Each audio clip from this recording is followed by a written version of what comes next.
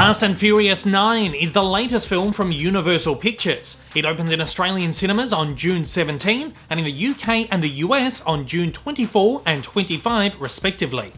Ahead of the film's global release, thanks to the incredible team over at Universal Pictures, I had the enormous pleasure of chatting with some of the film's cast, including Tyrese Gibson, Chris Ludacris Bridges, Song Kang, and Nathalie Emmanuel, as well as its director Justin Lin, who is back in the director's seat after skipping out the last couple of installments. Before we get into this though, don't forget to hit that like button down below. It does wonders in getting my content out there, and if you haven't already, hit the subscribe button and the bell icon to keep up to date with all my content. At that, let's get into it.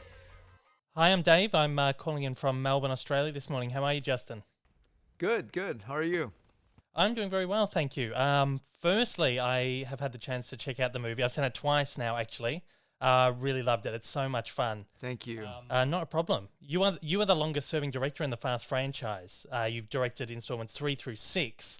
After you left the franchise, you've said that you didn't expect that you would be back. What was it that drew you back this time around? I think it's the idea of further exploring this theme of family, but through blood. You know, it's something that we've never done, and I felt like, you know, to be able to make a chapter 9 and to do something for the first time, that was very exciting. You know, and I also knew that if we were going to do that and we were going to explore it, we were going to really kind of have to go and find and revisit, you know, the origin of this mythology. And the chance to kind of solidify that was just too good to pass. One of the things that I really love about it is how it's like a grand mythology, this grand arcing story.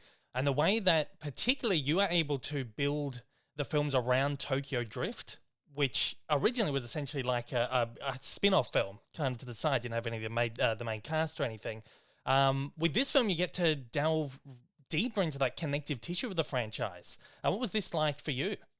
Well, it's interesting because, you know, when I came back and I was talking to Vin, it dawned, it really kind of hit us that it's 20 years, you know, and we wanted to kind of reconnect with a lot of different chapters and a lot of different narratives. And in a weird way, Fast 9 what you see on screen is really only one of 4 different scripts, you know, and you know, bringing back Han, I felt like I wrote a completely different movie, and then one day maybe we even get to film it, you know, and so it was something that's very unique, and I've never done anything like this, you know, like this whole process of making sure that whatever we do, this connection is not just about this movie.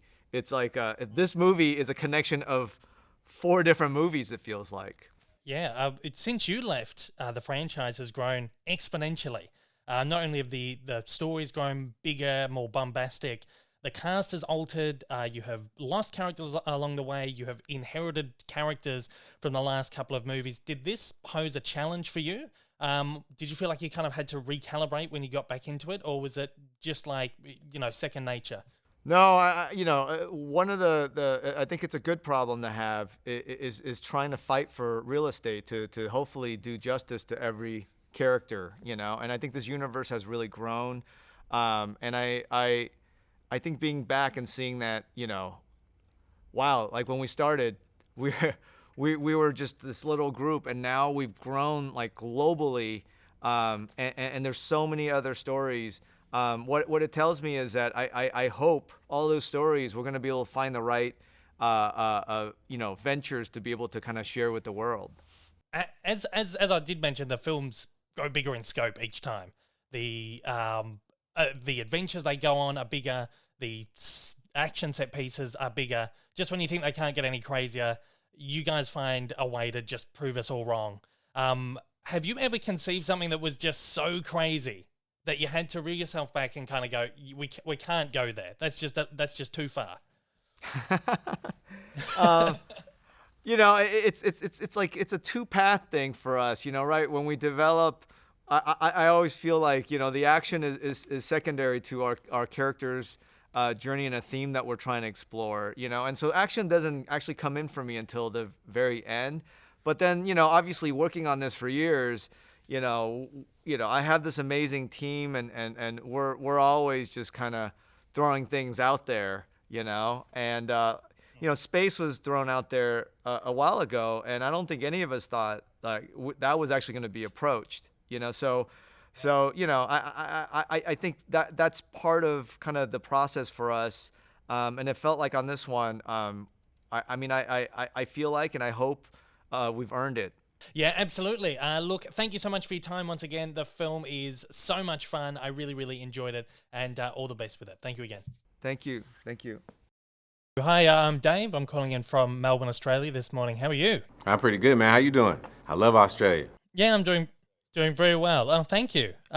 Yourself and Tyrese have traditionally been comedic relief characters throughout the franchise, but as the films have kind of unraveled more and more, you get a more prominent role within the Fast family. And in Fast 9, you guys get to step up to in a whole new way and deliver a lot of the film's heart.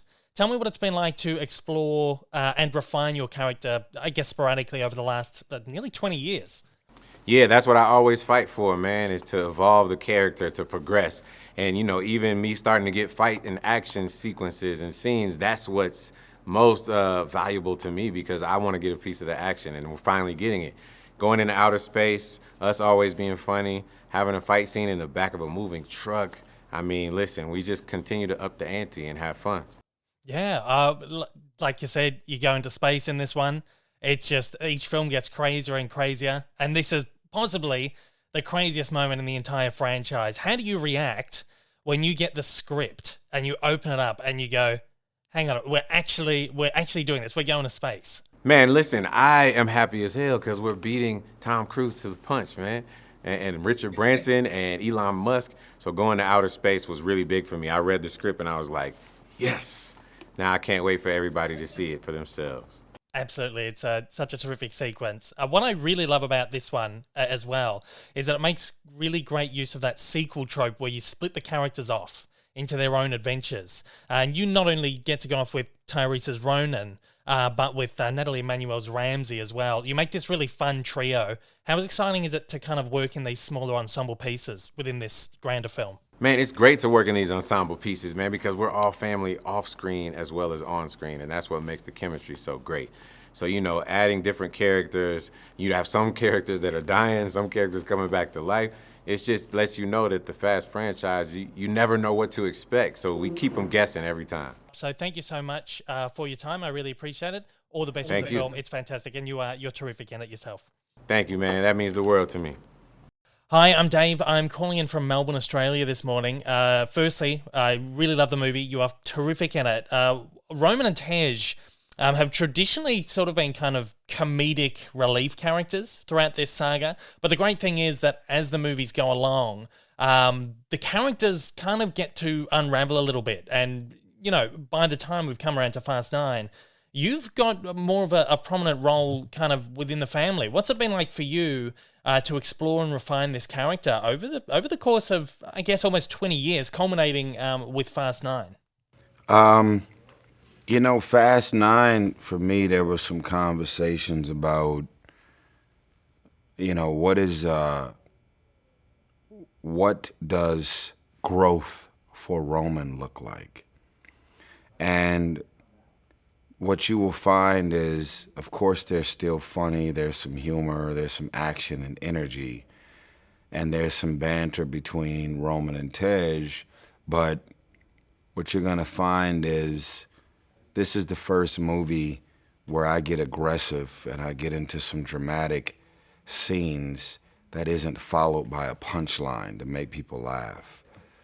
I get to really come at a few characters in the movie, and I don't get aggressive and then the camera's on me and then it's followed by a punchline to try and be funny. And that was one of the discussions that we had, and I think we found a good balance between doing what I usually do and then looking for those areas of real estate that I can finally tap into. And it was really fun, man. We had a lot of fun working on this movie, and it's crazy because we are already preparing to shoot 10 and 11 already, and 9 isn't even out. Yeah, absolutely. And look, you get to bring so much of the heart to the movie as well.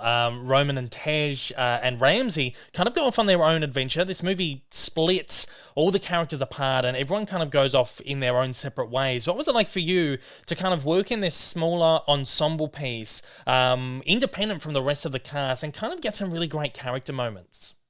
Well, to be honest with you, I was excited to shoot some scenes all by myself until it was time to shoot scenes by myself. I'm just so used to doing scenes with everybody in the movie. I guess I got a little weirded out about doing scenes all by myself where it was just about Roman. And but it's something that Justin Lin wanted. And I am in no position to tell the director no. And when I seen the movie for the first time, I actually seen why he did it, and it all kind of made sense.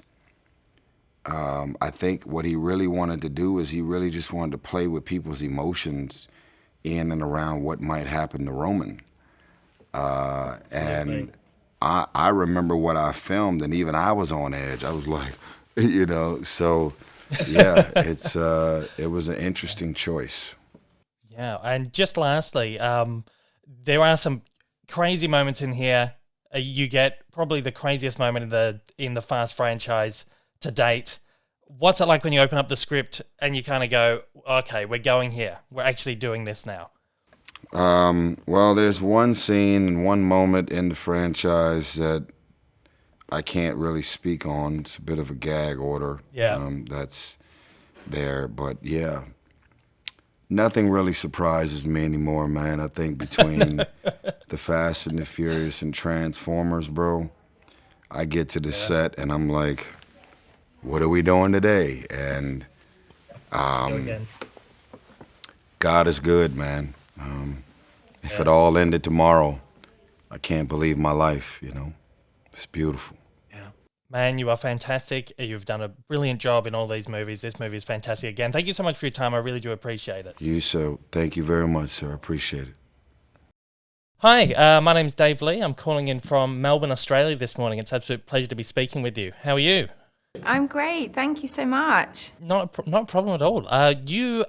First up, I got to see the movie. I've seen it twice now. Oh. And it is fantastic. Great. You are wonderful in it. Oh, I thanks. really loved it. Yeah, you're one of the newer faces of the Fast franchise. I mean, you've been in the last couple of movies. But you've kind of gone from kind of a more side character to a more integral member of the family this time round. What's it been like for you to be able to integrate into this cast of characters in this way? Oh, it's been so fun to see Ramsey's kind of evolution. You know, she's obviously got a really specific skill set that is incredibly useful to what these guys do. So she's kind of been taking up that space very comfortably, and it's been really fun, especially in this most recent chapter, to see her be pushed outside of her, you know, general area of expertise and comfort zone and kind of finally get behind the wheel, but in her own way. Yeah, I was going to say, what was that like for you to finally, you know, get your big car sequence in the franchise? It was a lot of fun. And also, like, I don't drive either, so it was a lot of fun to kind of poke fun at that and, you know, just have fun with it and just enjoy the comedic elements of the scene. And yeah, it was just a lot of fun. And weirdly, I had very little preparation to do because, you know, I didn't know what I was doing either. So that was helpful for once. Yeah, I love that the movie, it does that classic sequel trope where it takes all the characters off on their own little adventures. You get to go off with Tej and Roman in the movie, and you get some really exciting moments together. How was it like to work kind of in this little offshoot ensemble within this picture and get these, you know, really great character moments? Well, I love those guys. They're so much fun. And, you know, just individually, they're both just such big personalities and, like, both hilarious. And then you bring them together and then their kind of energy and, like, years of friendship, like, you know, it's just great to be around. And it's it's infectious. You can't help but like want to get involved in the banter, and yeah, I thoroughly enjoy it, and we have a good time together. So it's a good time. You can really see that on the screen too. I mean, the chemistry with the entire cast is just fantastic. Each one of these movies, it gets bigger and crazier every single time. What's it like when you open up that script and you kind of go, oh, we're doing this now. We're going there. There's some pretty crazy stuff in this one. Yeah, definitely. And my reaction to that was definitely like, well, it's Fast and Furious. Why the hell not? You know, like they really have there are really no limits, and they're really not afraid to go to the furthest, like most wildest point of someone's imagination. And I just love that. It makes it just so exciting and fun. Yeah, that is the great thing. Like the films just totally lean into it, and I think that's why the audiences have had such a deep connection with this franchise for like the last 20 years, really. And just briefly before we close up, this is your first time working with Justin Lin, the director, who's essentially like arguably the directorial architect of these series as a franchise. What was it like to work with him for the first time? Oh, it was really lovely. Justin is so brilliant and so smart and so energetic, and he just knows everything that's going on at all times. Like he has so many moving parts to be conscious of, and yet he's still such a sort of nurturing kind of like very, very supportive director, and I really appreciated that. And it was lovely to kind of get to know him and finally work with him, because like you say, he's very much been an architect of this franchise, and I hadn't worked with him yet. And so now I kind of feel like I'm fully like initiated into the Fast and Furious franchise, and he's such a cool guy, so it was exciting. Well, you absolutely are. You are fantastic in these movies. Once again, you're wonderful in this, and all the best with it. Thanks for your time today. Thank you so much. Hi, I'm Dave. I'm calling from Melbourne, Australia this morning. It's an absolute pleasure to get to speak with you. This is your first time back to the Fast franchise since Fast 6. Of course, the timeline could have caught up with Tokyo Drift, where you died, and now they brought you back. Were you expecting that you'd ever be back? Was there ever discussions beforehand, or did you think that was it? You were done? I thought it was done. Like I had closure, and when Justin and I left, it was like, what a great journey together, and it was like great to be a part of it. And I felt like, the exit was done, respectively, and I was ready to move on. So I had no expectation of coming back. Yeah. So what's your response when you find out you aren't coming back? They bring you back for another one. Well, it's humbling. It's humbling that as an actor, a character that you played, is beloved enough to resurrect again and again. And this whole campaign behind it is just very flattering, and it's validating as an artist that you played a character that people actually want to see again. So getting that phone call, it's like it's getting invited to like your family reunion. You've been away from them for a while, and you get to go back and share some new memories and new laughs. So it's a great call. How can it be bad, right?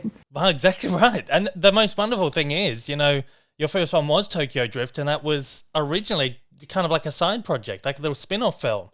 And the way that they've built this entire franchise around Tokyo Drift is so fantastic.